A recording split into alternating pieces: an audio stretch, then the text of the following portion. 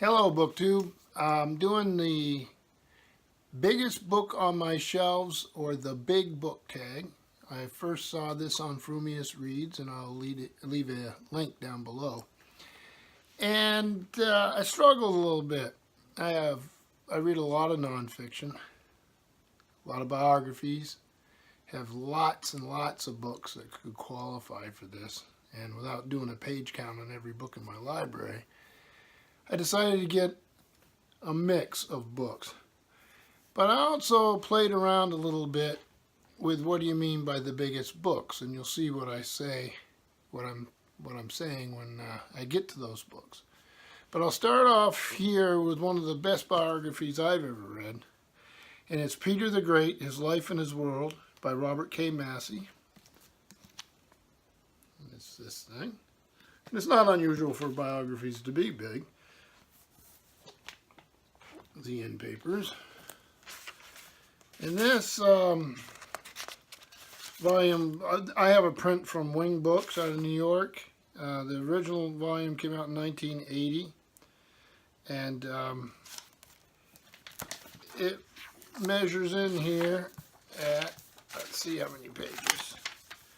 So 909, and I would have plenty of books that could compete with it, but as a book of its type, I picked it for its excellence, and it has a high page count.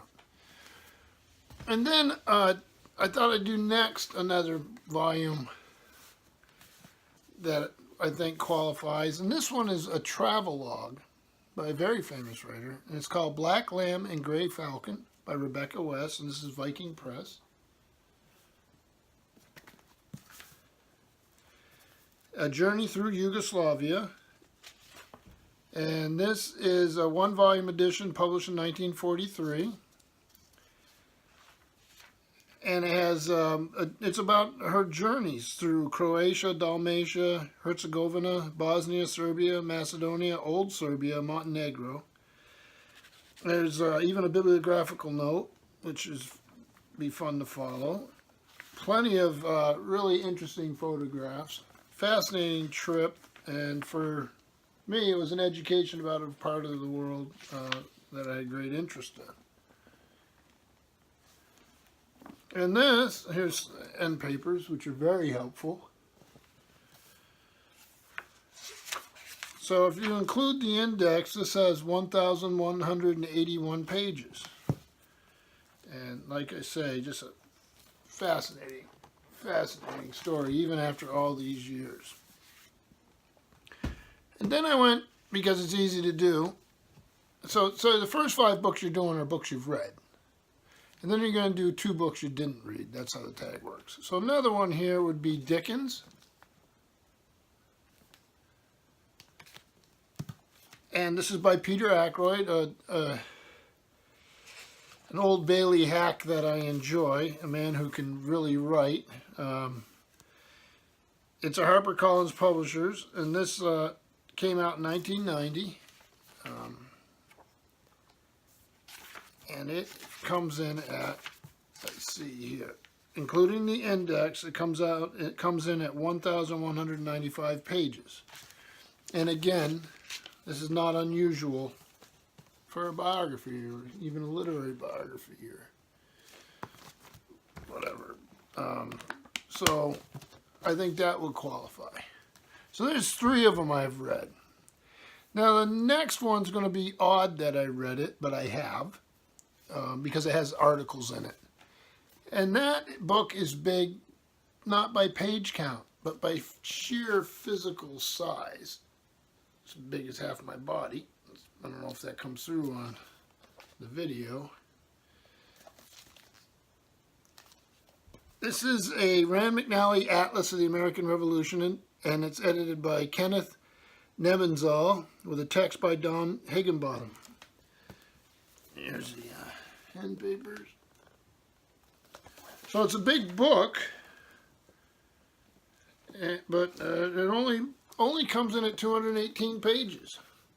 But it's massive. Has to have its own shelving area, which is not unusual with atlases. And you say, well, you read it, Mark. All you had to do is look at the map. So it does have articles. And that was, let me see when this was published. This is the McNally Corporation, Chicago, New York, and San Francisco, and it was published in 1975. It's the second printing of 1975. So it didn't take much to read, and yet it's hard to deny it's a big book. Put that one over there. And the next one I've read many times. And again, it's a big book, but again, like the Atlas, it's big because of its sheer dimensions. And that's this thing. Which, so if you look at my forearm, it's a pretty good sized book. And this is the Prophets, the St. James Bible.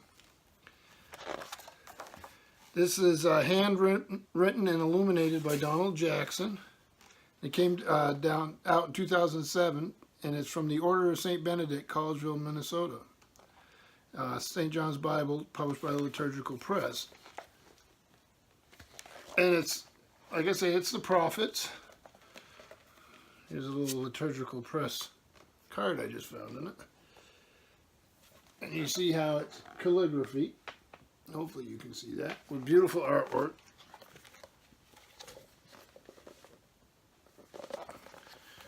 So here we have Isaiah, we have Jeremiah.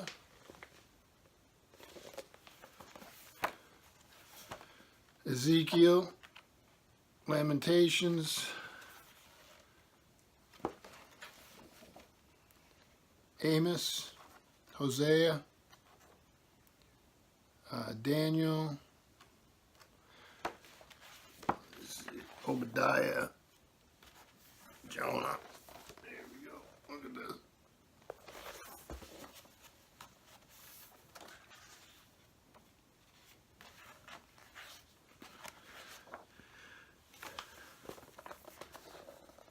So again, a big book that's actually a collection of books out of a larger collection of books, but the volume, the dimensions of the volume are pretty large. And then part of the prompts, okay, you did 5 that you've read, and then you do 2 that you have not read. That doesn't mean you haven't used them, but you haven't read. And the first I picked was another large beast of a book here. And then this is the Leonardo DaVinci. Now, I've used this book many, many, many times. Let's see here. This is Raynell Company, New York. And it's copyrighted in Italy by the Institute Geographico di Agostina, Novara, 1956. I don't even know if this one's going to be very difficult to show without causing damage, but I'd like to do some of it. This volume is literally a treasure trove. A treasure trove is very difficult to handle. Let me see if I got something that might give you an idea. So it's not a book I ever sat down to just read. I read it in sections. And let me see here. They don't give a page number on the index of illustrations, but they do give, and they have a big bibliography. So it's 532 massive pages. What do you say? It's a thick beast of a thing. But I dip in and out of it. I'll sit down in a chair with a lot of support and go back and forth. I've read biography of Leonardo, and I'd recommend Walter Isaacson's newest biography, but there's plenty of good ones out there.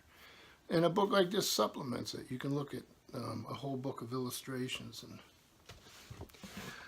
then another book that's really big, but was never intended to be read straight through, is another atlas, and this one happens to be National Geographic Atlas of the World, the 7th edition, and it, let me see here, when it came out.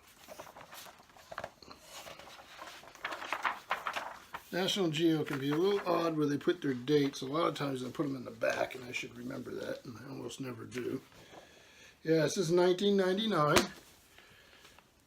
So that is, it's bigger than my forearm. So it's a book that's supposed to be useful. And you put it out on a big atlas table, and you use it for whatever kind of reference you need. Now, those of you who are used to looking at maps on a screen, you don't get the same thing as you'd get with this. The sense of relationship between space. Where a paper map or chart would be very handy. Each has their own place, I suppose. So, big books. Like I say, there's plenty more around here. These are ones that I picked for stated reasons in each case. Some big books you use to read straight through like you do other books. Some you use for reference. I have a biography of Winston Churchill in the other room. I don't even know how many volumes it is. It takes up that much shelf space. So that is that one book. Lord of the Rings is supposed to be a single volume. It's a single book. Yet the publisher, for reasons of that seem practical to them, divided it into 3, and we think of it as a trilogy. So it's a fun tag. Makes you think about the volumes in your house. Love to see people do it. Love to see Steve Donahue, if he hasn't already. He may have already done it. I can imagine he has tons of. He would just have trouble picking because he has so many. Elena Macredina, especially some of her Russian language volumes. I'd love to see what those look like. Paperback Junkie, Ernest Lee Eston. Let's go with Dane Cobain and Todd the Librarian. So if any of you are interested or anybody else is, this is a fun tag. And thank you, BookTube.